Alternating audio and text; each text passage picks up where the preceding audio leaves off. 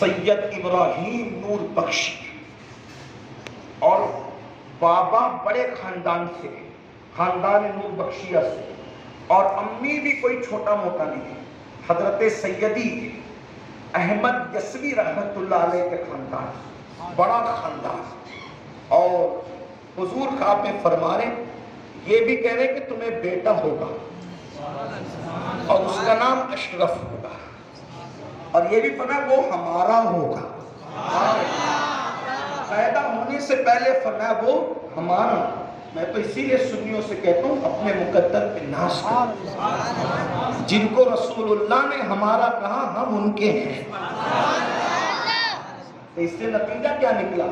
جن کو حضور نے اپنا کہا ہم ان کے ہیں، تو نتیجہ کیا نکلا؟ تو میرا امام کہتا ہے ہم ہیں ان کے، وہ ہیں تیرے تو ہوئے ہم تیرے. کتنا آسان رشتہ ہے نا. ہم ہیں ان کے اور وہ ہیں تیرے تو ہوئے ہم تیرے. اس سے بڑھ کر تیری سمت اور وسیلہ کیا ہے؟ اس سے بڑھ کر تیری سمت اور وسیلہ کیا ہے؟ تو سرکار مکتوم اشرف جہانگیر سمنانی رضی اللہ تبارک و تعالیٰ پیدا ہوئے. اور ایک بات یہ بھی بتاؤں، اب چلتے ہیں سفر کو آگے بڑھاتے ہیں جہاں تک گفتگو پہنچے گی. یہ ولی لوگ بھی ولیوں کے ماننے والے تھے. ایک بات یاد رکھنا، چائنا کی فیکٹری میں کبھی برانڈڈ مال پیدا نہیں ہوتا. بات سمجھ آتی ہے؟ چائنا کی فیکٹریوں میں کبھی برانڈڈ مال پیدا، تو جو ولیوں کو مانتے ہیں انہی کے گھر میں ولی پیدا ہوتا. جو ولی کے منکر ہوتے ہیں ان کے گھر میں کبھی ولی پیدا نہیں ہوتا. مخدوم صاحب کے یہاں یعنی مخدوم صاحب کی پیدائش نہیں ہوئی، بادشاہ ابا، اور صرف ابا بادشاہ نہیں ہے، دادا بھی بادشاہ، پر دادا بھی بادشاہ، لکڑ دادا بھی بادشاہ، اوپر تکڑ دادا بھی بادشاہ. یعنی یہ سب بادشاہ لوگ کا خاندان، پورے بادشاہی بادشاہ. مخدوم صاحب کہا کرتے تھے کہ لوگ محمود غزنوی کا ذکر کرتے ہیں، محمود غزنوی کا خاندان تو ہمارے آبا و اجداد کا غلام تھا. اگر آپ مخدوم صاحب کو نہیں جانتے، یہ کورس تو اسی لیے رکھا جاتا ہے تاکہ ان کی سیرت اور ان کی زندگی پڑھی جائے. محمود غزنوی جو بادشاہ تھے گزرے، ان کے باپ دادا مخدوم اشرف جہانگیر سمنانی کے یہاں نوکریاں کرتے تھے، غلامی کرتے تھے. مخدوم صاحب کہا کرتے تھے کہ محمود غزنوی کے باپ دادا ہمارے باپ داداؤں کے یہاں غلامی کرتے تھے، غلام تھے. توجہ فرمائیں، آپ اندازہ کریں مخدوم صاحب کا خاندان کیسا خاندان. نسب کے اعتبار سے حسینی سید، حسینی سادات، صحیح النسب، اعلیٰ حسب، سلسلۃ الذہب، یہ اعلیٰ خاندان نسب کے اعتبار. اور پھر دنیاوی عیش و عشرت کی کوئی کمی نہیں، لیکن اللہ کی شان، اولاد. خوب دعائیں مانگی، دعائیں مانگی. دن گزرتے جا رہے، دعا کا اثر ظاہر نہیں ہو رہا ہے. اب یہاں ایک شک پیدا ہو سکتا ہے کہ جب وہ حسینی سید تھے، خود آل رسول تھے، تو سیدوں کی دعا تو قبول ہونی چاہیے. تو ان کے ابا دعا مانگ رہے تو یہ دعا قبول کیوں نہیں ہوتی؟ یہ بات بھی آسان ہے. تھوڑا بیچ بیچ میں لوگوں کے شکوک و شبہات کا ازالہ کرنا بھی ضروری ہوتا ہے. پہلے ایسے ہی سراسر بیان ہو جاتے تھے، لیکن اب جب سے انٹرنیٹ کا دور آیا ہے تو دماغ میں بھی فطور آیا ہے، اس لیے بیچ میں تھوڑا سا رک کر صفائی ضروری ہے. ایک بات ہمیشہ یاد رکھنا کہ اللہ والوں کی دعا کبھی فوراً قبول ہوتی ہے، کبھی فوراً قبول ہوتی ہے، لیکن کبھی کبھی اللہ والا اس منزل پہ فائز رہتا ہے. اللہ والا، اس کو بھی سن لیں، اس منزل پہ حدیث پڑھ رہا ہے، اس منزل پہ فائز رہتا ہے. جب وہ دعا کرتا ہے تو اللہ جبریل سے کہتا ہے جبریل اس کو دینا مت. جبریل اس کو، اللہ منع کرتا ہے، جبریل اس کو، اس کی مراد پوری نہ ہونے دینا. مولا یہ تو تیرا محبوب ہے. ارشاد ہوتا ہے محبوب ہے اسی لیے اگر دے دے گا تو یہ گڑ گڑانا چھوڑ دے گا. اگر مراد پوری ہو جائے گی تو گڑ گڑانا چھوڑ دے گا. اس کا گڑ گڑانا مجھے بہت پسند ہے، اس لیے کچھ تاخیر کی جائے تاکہ یہ گڑ گڑاتا رہے. اس کی آواز مجھے پسند ہے، اس کا انداز مجھے پسند ہے۔ تو یاد رکھنا کبھی کبھی اگر دعا قبول ہونے میں تاخیر ہو تو یہ مت سمجھنا کہ مردود ہونے کی وجہ سے، نہیں، کبھی کبھی محبوب لوگوں کی دعا میں بھی بہت تاخیر کی جاتی کبھی کبھی، تاکہ اور گڑ گڑاؤ اور مانگو۔ مخدوم صاحب کے والد مانگ رہے، امی مانگ رہی ہے، لیکن کوئی جواب نہیں آتا۔ ایک دن حضرت سیدنا ابراہیم مجذوب، وہ بھی ابراہیم تھے، انہوں نے کہا کہ مبارک ہو، دعا کرتے اللہ بیٹا دے۔ وہ دیوانے تھے، مجذوب تھے، اور اس کے بعد پھر جیسے انہوں نے بشارت دی، اس بشارت کے بعد گھر میں خوشی آ گئی، اور یہ خوشخبری مل گئی کہ حضرت خدیجہ بیگم جو ابراہیم نور بخشی رحمت اللہ علیہ کی بیوی ہے، ان کے شکم میں بچہ 9 مہینے پورے ہوئے۔ تو وہی جو ابراہیم مجذوب بشارت دینے آئے تھے، دعا دینے کہ اللہ بیٹا دے گا اور اللہ پاک اولاد دے گا، وہ چونکہ پورا جو سمنان تھا ایک علاقہ، تو سمنان کے بادشاہ تھے، تو جب شام ہوتی تھی تو شام کے وقت فصیلیں ہوتی تھی پہلے شہروں میں، اس کو شہر پناہ کہتے تھے، فصیل کہتے تھے۔ تو شام کے وقت شہر کے دروازوں پر جو بہت بڑے بڑے دروازے ہوتے تھے، تالے ڈال دیے جاتے تھے اس زمانے میں، تاکہ رات کے وقت کوئی اندر نہ سکے اور اندر سے کوئی باہر نہ جا سکے۔ پہلے ایسے فصیل ہوتی تھی۔ اپنے بھی مالیگاؤں شہر میں آپ دیکھیں گے کہ جو پرانا شہر آپ کو دکھے گا قلعے کی طرف، تو اس کی بھی فصیلوں کے کچھ نشانات ابھی تک موجود ہیں۔ تو ایسی آپ پرانے شہروں میں جائیں گے تو آپ کو فصیلیں، بڑی بڑی فصیلیں نظر آئے گی۔ تاریخی شہروں میں جاؤ گے تو اب بھی کچھ نشانات باقی ہے۔ تو وہ مجذوب رات کے وقت اعلان کرتے پھر رہا تھا باہر سے، سمنان کے باہر سے، کہ لوگوں شہنشاہ ولایت، اس ان الفاظ سے ابراہیم مجذوب کا اعلان تھا، شہنشاہ ولایت، آفتاب ولایت، قطب الوقت، ابو الوقت، وقت کا غوث العالم اب دنیا میں آنا چاہتا ہے۔ فصیل کے باہر اعلان ہو رہا ہے، اور فصیل کے باہر اعلان کرتے کرتے تو سارے تو دروازے بند تھے، بڑی بڑی فصیل تھی۔ اچانک کوئی آواز شہر کے اندر سے آنے لگی، اور شہر کے اندر سے ہی پتہ نہیں وہ دیوانہ کس طریقے سے اندر آ گیا۔ اللہ والوں کی یہ بھی کرامت ہے کہ ان کے لیے بہت ساری دیواریں رکاوٹ نہیں ہوتی، کیونکہ جو اللہ کا دوست ہو جاتا ہے اس کو اللہ بہت طاقت دیتا ہے، بہت قوت دیتا ہے۔ بخاری شریف کتاب الزہد کی حدیث ہے، اللہ فرماتا ہے میں اس کے ہاتھ ہو جاتا ہوں، میں اس کے کان ہو جاتا ہوں، میں اس کی آنکھ ہو جاتا ہوں، میں اس کی زبان ہو جاتا ہوں۔ اللہ پاک اس کو اتنی طاقت اور قوت دیتا ہے، اس قوت اور طاقت کا اندازہ نہیں کر سکتے۔ تو فصیل کے باہر اعلان کرتے کرتے وہ فصیل کے اندر اعلان کرنے لگا۔ پھر اچانک صبح کو یہ بات آئی کہ ابراہیم نور بخشی کے گھر میں بیٹے کی ولادت ہوئی۔ تو پھر وہ گھر میں آ گئے، محل میں آ گئے، کسی کو کوئی خبر نہیں، اتنے پہرے کے باوجود گھر میں آ گئے۔ کہا ذرا اس مبارک مسعود بچے کو دکھاؤ تو صحیح، جس کے لیے ہم نے دعا کی تھی، جو شہنشاہ اقلیم ولایت ہے، جو آفتاب ولایت ہے۔ اللہ اکبر۔ تو جب یہ کہا کہ چلو بھئی چہرہ دیکھ لو، تو جس وقت ابراہیم نور بخشی مخدوم صاحب کا چہرہ دیکھ، چند گھنٹے کے تھے مخدوم صاحب، چند گھنٹے کے، جب چہرہ دیکھ رہے تھے، چہرہ دیکھتے دیکھتے مخدوم صاحب نے آنکھ سے اشارہ کیا، اس کو ابراہیم نور بخشی، ابراہیم مجذوب کو آنکھ سے اشارہ کیا۔ آپ بتائیں چند گھنٹے کے بچے سے آنکھ سے اشارہ کرتے ہیں؟ پیغام دیا ہے، کبھی پیغام لیا ہے، نظروں سے محبت میں بڑے کام لیا ہے۔ آنکھ سے اشارہ کیا ہوا کوئی سمجھ نہیں پایا، لیکن اس کے بعد ابراہیم مجذوب کبھی سمنان میں نظر ہی نہیں آئے۔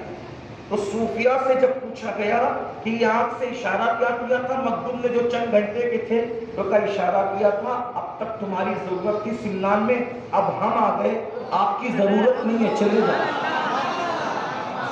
یہ مخدوم صاحب ہے، ولایت کی کائنات میں مخدوم صاحب کا مقام جو میں نے حدیث پڑھی نا، اللہ والوں کی شان میں آیت پڑھی اسی لیے کیونکہ باتیں بڑی ہیں، بڑوں کی بڑی بات ہے۔ کیا مقام ہوگا اس شہزادے کا کہ چند گھنٹوں کا شہزادہ آنکھ سے وقت کے ولی کو کہہ رہا ہے کہ آپ کی ضرورت ختم ہو گئی ہے۔ اس کے بعد سمنان میں ان کو کبھی دیکھا نہیں گیا، ان کو کبھی پایا نہیں گیا، اور اس کے بعد پھر مخدوم صاحب کی جو پرورش ہوتی رہی، صرف 7 سال کی عمر میں، 7 سال کے بچے، 7 سال کے بچوں کو کبھی دیکھیے گا، آپ کو اندازہ ہوگا 7 سال کے بچے چاکلیٹ اور جب وہ آج کل کے بچے گیمز اور اسکول اور مدرسہ اور اس کے سوا کچھ جانتے ہی نہیں۔ انہیں شعور بھی نہیں ہوتا اردو کے عربی کے الفاظ کا. 7 سال کے بچے مدرسے میں آتے ہیں, نوری قاعدہ پڑھانا مشکل ہوتا ہے بچوں کو. یہ لوگ سب پڑھتے پڑھاتے ہیں, ہمارے حافظ مقصود صاحب, حافظ احمد صاحب ہے, ہمارے حافظ امام صاحب, یہ سب لوگ پڑھتے پڑھاتے رہتے ہیں. چھوٹے چھوٹے بچوں کے لیے کتنی کوشش ہوتی ہے. لیکن یہ بات آپ کو اندازہ ہونا چاہیے, یہ جو اللہ والے ہوتے ہیں یہ عام بچوں سے, عام انسان سے قدرت ان کی صلاحیت الگ رکھتی ہے. صرف 7 سال کی عمر میں حافظ قرآن ہوئے مخدوم صاحب. اور وہ یہ والے حافظ قرآن نہیں جو حافظ جی ہمارے یہاں رہتے ہیں, جو 7 قرأت ہے, قرأت سبا پر, 7 قرأت پر مخدوم صاحب 7 سال کی عمر میں حافظ قرآن. ایک حافظ جی مجھ سے کہہ رہے تھے, حضرت ہم سنیوں کے یہاں علمی زوال کتنا ہے کہ ہمارے یہاں بڑے بڑے لوگوں کو صحیح قرآن پڑھنا نہیں آتا. میں نے کہا تو آج کے سنیوں کو دیکھ کر مجھے تانا مت دے.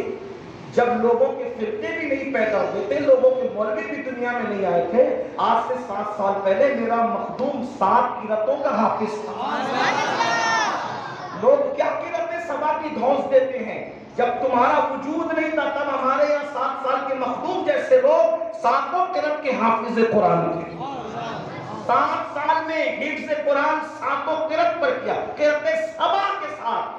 آج کل کوئی قرأت سبا کے حوالے سے چند آیتیں پڑھ لیتا ہے تو اس کا سینہ فخر سے اونچا ہوتا ہے. مخدوم صاحب نے پورا قرآن, میں اس پر اس لیے زور دے رہا ہوں کہ اگر حافظ جی لوگ یہاں موجود ہے تو اس کی اہمیت کو سمجھیں کہ مخدوم صاحب نے پورا قرآن 7 قرأت میں حفظ کیا تھا. یہ مخدوم صاحب ہے. اور 10 سال یا 14 سال کی عمر تک پہنچتے پہنچتے جتنے علوم اس زمانے میں تھے, 10 سے 14 سال کی عمر تک پہنچتے پہنچتے آپ نے سارے علوم حاصل کر لیے. یہ مخدوم صاحب. اور آپ کو ایک بات اس سے اور بڑی بتاؤں, مخدوم صاحب ابھی 7 سال سے 10 سال کی عمر کے تھے, اس وقت خضر علیہ السلام آپ کے پاس آنا جانا شروع کر چکے تھے. لوگ غاروں میں بیٹھ کر, جنگلوں میں بیٹھ کر حق ہو کی صدائیں لگاتے ہیں, چلا کشی کرتے ہیں, وظائف کرتے ہیں. ایک بار حضرت خضر سے ملاقات ہو جائے, لیکن یہاں 7 سال سے 10 سال کی عمر میں, بلکہ یوں کہہ لیں کہ ابھی ظاہری طور پر, جسمانی طور پر بالغ بھی نہیں ہوئے ہیں, اور حضرت سیدنا خضر علیہ السلام کی آمد ہو رہی ہے.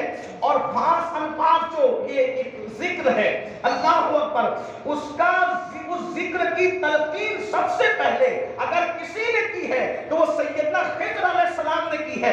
یعنی پہلے تعلیم ذکر کی دینے کے لیے کوئی آیا ہے میرے مخدوم کو, تو اس ہستی کو دنیا سیدنا خضر علیہ السلام کے نام سے جانتی ہے. ادھر خضر تربیت کر رہے ہیں, اور ادھر جب رات کو سوتے ہیں تو خواب میں خیر التابعین, سید التابعین, فرافر رسول سیدنا اویس کرنی خواب میں آتے ہیں اور قرآن و وظائف تلقین کرتے نظر آتے ہیں. مخدوم صاحب رحمۃ اللہ تعالی علیہ نے پرسوں ان دونوں بزرگوں کے ورد و وظائف کو اپنے وظیفے میں رکھا, اور ایک دن حضرت خضر آ کے کہتے ہیں کہ اشرف, یہ 2 کام ایک ساتھ نہیں ہو سکتے. مخدوم صاحب سے کہا 2 کام, یا تو دنیا سنبھال دو یا تو یاد کی طرف آ جاؤ. آپ جب تک تخت پر رہو گے یار کا ملنا محال ہے. یہ خیال است, یہ محال است. یہ صرف خیال ہے کہ تخت پر یار مل جائے گا. وہ بڑا مشہور واقعہ ہے نا, 2 ہی بادشاہوں نے بادشاہ چھوڑ کر فقیر اختیار کی, ایک ابراہیم بن ادھم, ایک مخدوم اشرف جانی سے. اور بھی کچھ ہوں گے تو ہوں گے, لیکن میری اپنی معلومات میں یہی 2 ہیں. باقی کے کچھ لوگ بادشاہ رہ کر بھی اس راستے پہ چلے, تخت چھوڑا نہیں, لیکن ان کو اتنے مضبوط سپورٹ ملے تھے, اس لیے وہ تخت پہ رہ کر بھی وہ سارے کام انجام دے رہے تھے. ان میں ایک ذات ہے حضرت سلطان شمس الدین التمش, کیونکہ ان کو قطب الدین بختیار کاکی جیسا شیخ مل گیا. ان بارہ سلطنت چھوڑنے والے 2 لوگ تھے, ایک ابراہیم بن ادھم بلخی, اور وہ بہت خوبصورت, وہاں بھی حضرت خضر ہی آئے تھے. جب چھت پر کسی کے دوڑنے کی آواز آئی تو آپ غصے میں کہتے ہیں کون گستاخ ہے جو میری چھت پہ دوڑ رہا ہے. تو آواز آئی برا نہ مانے، ہمارے اونٹ کھو گئے ہیں، ہم اس کو تلاش کرنے کے لیے گئے۔ تو غصہ اور بڑھ گیا، بادشاہ تھے نا، غصہ اور بڑھ گیا، گستاخ، کیا کبھی اونٹ بھی کسی کی چھت پہ ملتے؟ اونٹ پہ اڑنے والی چیز ہے، جو اونٹ چھت پہ ملنے لگے؟ تو بڑی سادہ سی آواز آئی، ابراہیم اگر اونٹ چھت پر نہیں مل سکتے تو یار بھی نرم گدوں پہ نہیں مل سکتے، اگر یار کو پانا ہے تو پھر راحت چھوڑنی پڑے۔ یہاں ایک بات میں آپ سے بھی کہتا ہوں آگے بڑھنے سے پہلے، ہم لوگ بھی اتنے دنیا دار ہیں کہ 3 بار پیٹ بھر کے کھائیں کہ صبح کی ڈکاریں دوپہر تک آتی رہی اور دوپہر کی ڈکاریں شام تک آتی، حتیٰ کہ دوپہر اور شام کی ڈکاریں تو اپنی جگہ، روزہ بھی ہمارا اتنا عیش والا ہے کہ سحری کریں اتنی بھرپور کہ اثر تک ڈکاریں آتی ہیں اور پھر چاہتے ہیں کہ اللہ مل جائے۔ دیکھیں ہنسنے کی بات نہیں ہے یہ، چونکہ آپ ایک ولی کا ذکر سننے آئے ہیں تو آپ کو بھی کوئی پیغام ملنا چاہیے۔ میں صرف کرامتیں پڑھ کے نعرے لگوانے نہیں آئے، میری تمنا ہے کہ ہم بھی اس راستے کے مسافر بنیں۔ اللہ کب ملے گا ہمیں؟ اللہ کا قرب کب پائیں گے؟ یہی یہ کارخانے میں دل لگائے، یہ سائزنگ میں دل لگائے، یہ کھانے میں دل لگا، یہ پینے میں دل لگا۔ ارے کھانے پینے میں بھی اور کارخانے میں بھی دل لگاؤ تو کوئی بہت بری بات نہیں، ہمارا دل تو غیبت میں لگا، چگلی میں لگا، گانوں میں لگا، گناہوں میں لگا، برائیوں میں لگا، اس کی اس کی میں لگا۔ اللہ کب ملے گا؟ کچھ نہیں، کچھ ملنے والا نہیں جب تک کہ اللہ کے لیے چھوڑو گے نہیں۔ میں یہ نہیں کہتا کہ مال مت کماؤ، مال کماؤ جماؤ، لیکن دنیا میں رہو، دنیا کو اپنے اندر مت رکھو۔ جو راہ عظیمت کے مسافر ہوتے ہیں پھر ان کے مقام الگ ہوتے ہیں۔ خضر علیہ السلام نے کہا اشرف یہ 2 میں سے کوئی ایک چننا پڑے گا، اگر تم یار کو چاہتے ہو تو پھر تمہیں چھوڑنا ہوگا تخت و تاج۔ آپ نے فرمایا بالکل چھوڑ دیں۔ یہ کہنے کو میں سمجھتا ہوں میں میرے بچپنے سے سن رہا ہوں اور میں بھی تقریباً 25-27 سالوں سے ہر مرتبہ یہ بیان کر رہا ہوں لوگوں کے درمیان پورے ہندوستان۔ مخدوم صاحب نے تخت کو چھوڑ دیا، آسان ہے۔ لوگ اگر 50 سال کسی کرائے کے مکان میں رہیں تو کرائے کا مکان نہیں چھوڑتے ہیں، چھوڑتے ہیں لوگ کرائے کا دوسرے کا مکان ہے، 50 سال سے رہ رہے تو نہیں چھوڑتا۔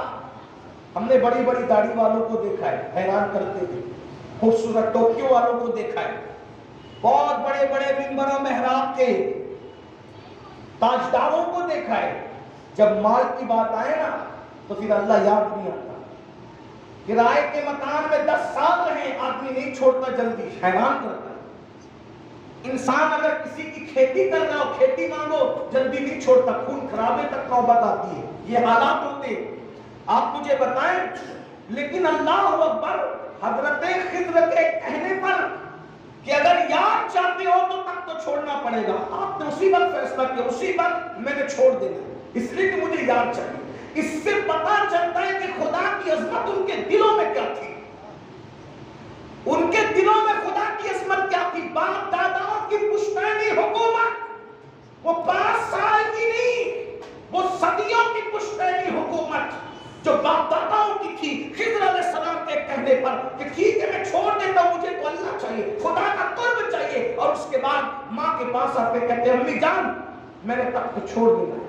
ماں کی آنکھ میں آنسو تھے، بیٹا اسی دن کا تو انتظار تھا، اسی دن کا انتظار تھا، کیونکہ تمہارے نانا احمد یسوی نے مجھے بتایا تھا کہ جب تمہارے یہاں بیٹا پیدا ہوگا اس کا نام اشرف ہوگا، وہ بہت دن تک تخت و تاج نہیں سنبھالے گا، وہ چھوڑ کے چلا جائے گا، اللہ کے لیے ٹھکرا دے گا تخت و تاج کو۔ اور کہا بیٹا انہوں نے تو یہ دستار بھی دی تھی کہ جب میری بیٹی تیرا اشرف تخت و تاج چھوڑ کر کے روانہ ہو ہند کی طرف تو تو میری دستار اس کے سر پہ رکھ دینا اور اس کو کہنا اب تیری ہماری ملاقات قیامت میں ہوگی۔ بیٹا مجھے اسی دن کا انتظار تھا، لیکن میرے لال اس طرح جانے نہیں دوں گی، اکیلے نہیں جانے دوں گی، تو لاؤ لشکر کے ساتھ جانا، تو جو ہے وہ سپاہ کے ساتھ جانا، پورے ترک احتشام کے ساتھ جانا، تاکہ مجھے یہ لگے کہ میرا بیٹا کسی ملک کو فتح کرنے کے لیے جا رہا ہے۔ ماں ہونا تو ماں کے دل کو تسلی ہوگی۔ اور اس کے بعد لاؤ لشکر تیار کیا، لاؤ لشکر تیار کرنے کے بعد پھر مخدوم صاحب کو روانہ کیا۔ لیکن مخدوم صاحب اللہ اکبر ایک مقام آیا، کچھ لوگوں کو بھیجا، کچھ لوگوں کو بھیجا، کچھ لوگ، آخری میں مخدوم صاحب کی زندگی یہ ہوئی کہ پاس میں صرف ایک کٹورا رہ گیا تھا اور ایک کمبل رہ گیا، کالا کمبل، ان کی نشانی تھی کالا کمبل، وہ کالا کمبل رکھتے تھے اپنے ساتھ۔ ویسے یہ کمبل کا راز بھی بڑا ہے، اللہ والے اکثر کمبل کملیاں رکھتے ہیں، یہ اللہ والوں کی کا ایک اپنا انداز تھا، وہ اس لیے رکھتے تھے کہ اسی کو بچھا لیں، اسی کو اوڑھ لیں، اسی سے پردہ کر لیں، بہت سارے کام اس سے لیں۔ اور ایک کٹورا، کہاں بادشاہ پشتینی بادشاہ، اور کہاں یہ کہ صرف ایک کمبل رہ گیا کالا اور ایک کٹورا، بس کچھ نہیں تھا، اور پیدل سفر ہو رہا ہے، نہ گھوڑے ہیں نہ کھچر ہیں نہ اونٹ ہے، کچھ نہیں، پیدل سفر ہو رہا ہے۔ جب انسان اتنی قربانی دیتا ہے تو پھر مقام کیا ملتے ہیں۔ ادھر مخدوم صاحب چلے جا رہے ہیں اور ادھر سرکار علاؤ الحق پنڈوی پیر و مرشد مخدوم صاحب کے، جو خالد بن ولید رضی اللہ تعالیٰ کی اولاد میں سے تھے۔ اب یہاں ایک بات اور واضح کر دوں، لوگ علاؤ الحق پنڈوی کو تو مانتے ہیں لیکن خالد بن ولید کو نہیں مانتے، یہ معاملہ ہے۔ میں کہتا ہوں میرے بھائی، اگر خالد ابن ولید جیسے لوگ رسول اللہ کے ساتھ بے وفائی کرتے تو ان کے گھر میں اللہ اتنا بڑا ولی کیسے پیدا کرتا جو نبی کا بے وفا ہو۔